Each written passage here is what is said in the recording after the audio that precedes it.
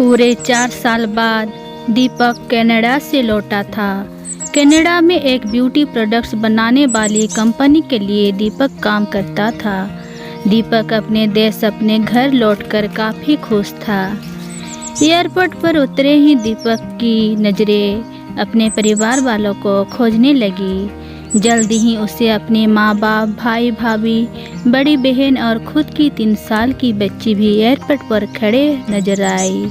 लेकिन उसकी नज़रें शीला को खोज रही थी। वो सोचने लगा, ये शीला मुझे मिलने आई क्यों नहीं, और ऊपर से उसने हमारी छोटी सी बच्ची को भी यहाँ भेज दिया। दीपक एयरपोर्ट पर सबसे हंसी खुशी मिला। फिर उसने शीला के बारे में पूछा तो उसकी दीदी बोल पड़ी, भाई वो घर पर ही है, तुम्हारे लिए खाना तैयार कर रही है। वो तो आज ही तुम्हारे आने की खुशी में काम करने लगी है, वरना वो कोई काम करती कहाँ है। दीपक ने अपनी बेटी को प्यार से उठा लिया, लेकिन उसकी बेटी उसे देखकर रोने लगी। लाओ मुझे दो बच्ची को, वो तुम्हें काफ़ी दिनों बाद देख रही है ना, इसलिए पहचान नहीं पा रही होगी। कहते हुए दीदी ने बच्चे को अपने पास ले लिया। सभी टैक्सी में बैठकर अपने घर की तरफ रवाना हुए।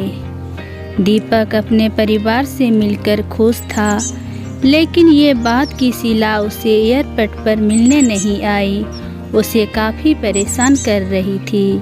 वो सोचने लगा, क्या खाना बनाना इतना ज़्यादा ज़रूरी था, मुझसे मिलने से भी ज़्यादा, और वो भी तब जब मैं 4 साल बाद वापस आया हूँ। इन्हीं ख्यालों में घर तक का आधा रास्ता बीत गया। अब उसकी बच्ची उसे देखकर रो नहीं रही थी, इसलिए दीपक उसके साथ खेलने लगा।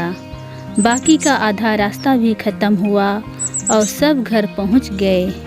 गाड़ी की आवाज़ सुन शीला बालकनी में आकर खड़ी हो गई और दीपक की तरफ देखने लगी। दीपक भी जैसे ही गाड़ी से उतरा, उसने पहले दरवाजे की तरफ और बाद में बालकनी की तरफ नज़रें घुमाई, जैसे वो शीला को ही देखना चाहता हो।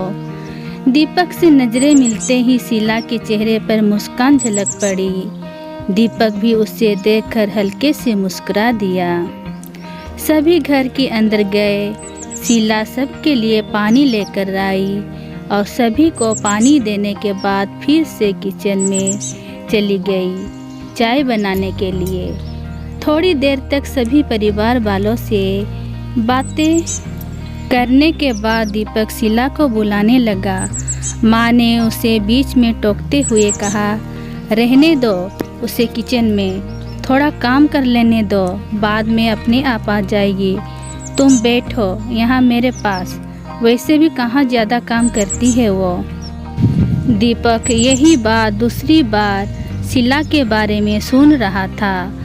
अब उसने सोचा कि मेरे परिवार वाले मुझसे झूठ थोड़ी बोलेंगे, हर दिन नहीं होता होगा, उसको इतना काम आज थोड़ा सा है, करने देते हैं, मैं बाद में उससे बात कर लूँगा।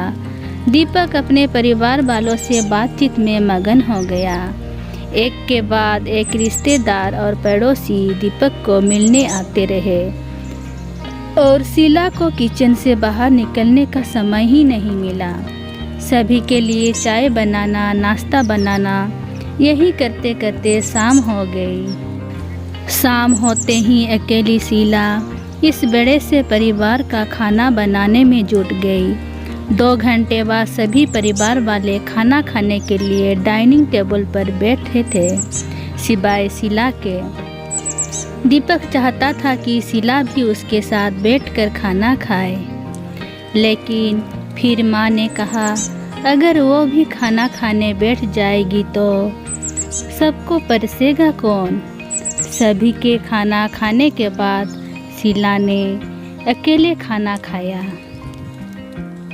रात को सोने के वक्त दीपक और शीला अच्छे से मिल पाए।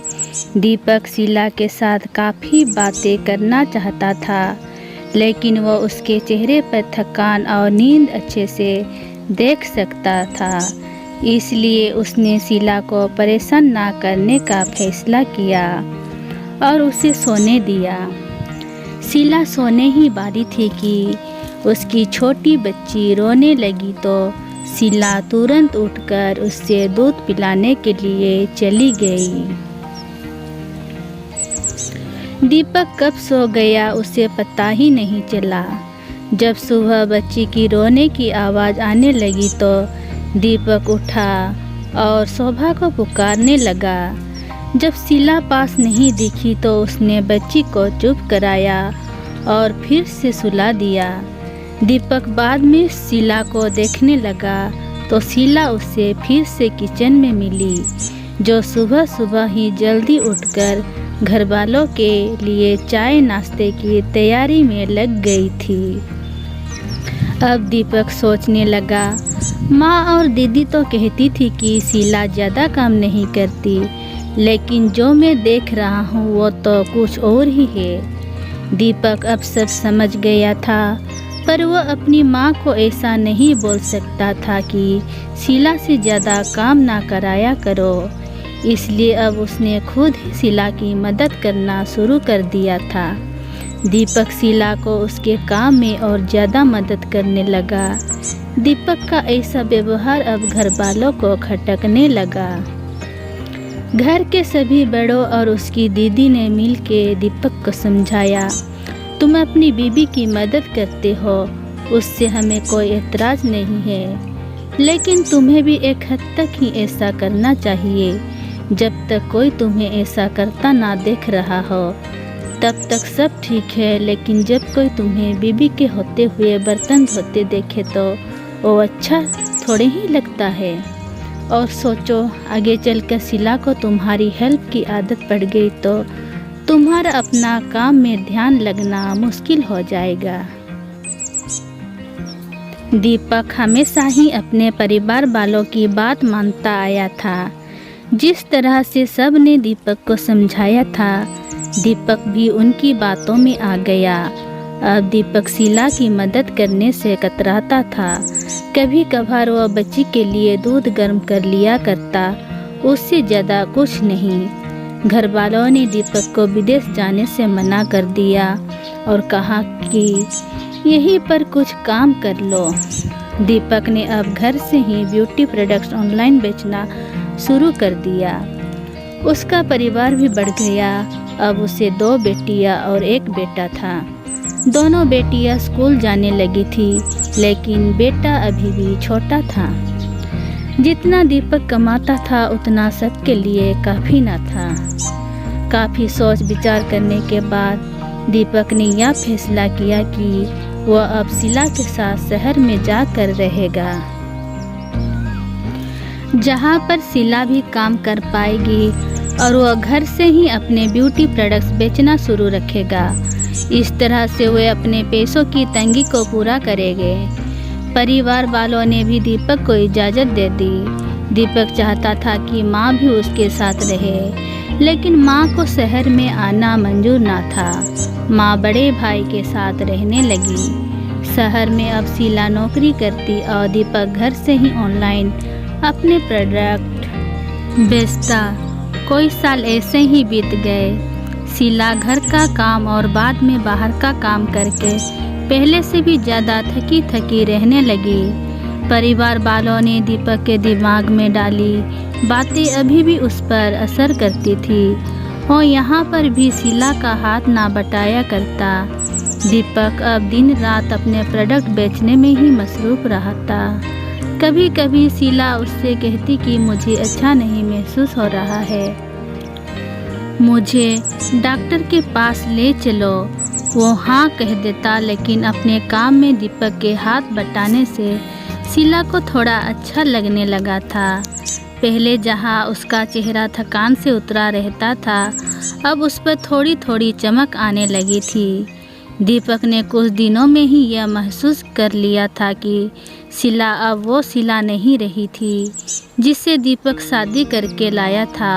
वो तो कोई और थी जो तोते की तरह बोलती थी, और ये शीला तो बिल्कुल चुप है, गुमसुम है। ऐसा लगता है जैसे किसी के दबाव में हो, किसी डर की वजह से सहमी हुई हो। इतना खो जाता कि कभी उसको डॉक्टर के पास ले ही नहीं जाता। शीला तो बीमार थी, लेकिन एक बार दीपक बहुत ज़्यादा बीमार हो गया। इतना बीमार हो गया कि उसे अस्पताल में भर्ती करवाना पड़ा। अस्पताल में दीपक के पास सिर्फ शीला थी और कोई नहीं। इतना बीमार होने के बाद भी उसके परिवार वाले सिर्फ उससे मिलकर वापस अपने घर चले गए। उसका सहारा बनने के लिए, उसकी तकलीफ बांटने के लिए कोई भी उसके साथ नहीं था। बिस्तर पर पड़े और शारीरिक तकलीफ से गुजर रहे दीपक को अपनों का ऐसा व्यवहार बहुत तकलीफ दे रहा था। फिर वो सोचता कि उसने भी तो शीला के साथ जिंदगी भर यही किया है। क्या वो शीला का जीवन साथी सिर्फ नाम का ही नहीं था? जब साथ देने की बारी आती थी तो उसने दूसरों के बहकावे में आकर उससे किनारा कर लिया था। यहाँ तक कि शीला के खुद अपने मुंह से कहने के बाद भी उसकी तकलीफ को वह नज़रअंदाज करता आया था। दीपक को अब अपना दर्द शीला के दर्द के आगे मामूली सा लगने लगा। उसके दर्द को ना बांटकर उसने बहुत बड़ा गुनाह किया हो, ऐसा उसे लगने लगा। पश्चाताप के आंसू दीपक की आंखों से बहने लगे। उसने अपनी सारी गलतियों और गुनाहों के लिए शीला से माफ़ी मांगी। दोस्तों, जीवन साथी का मतलब होता है जीवन के हर उतार चढ़ाव में, जीवन के हर मोड़ में जो साथ दे। साथ होने और साथ देने में उतना ही फर्क होता है जितना सिर्फ वादा करने में और सचमुच वादा निभाने में होता है। दोस्तों, अगर आपको ये कहानी अच्छी लगी तो please like, share, comments and subscribe कीजिए। Thank you. धन्यवाद।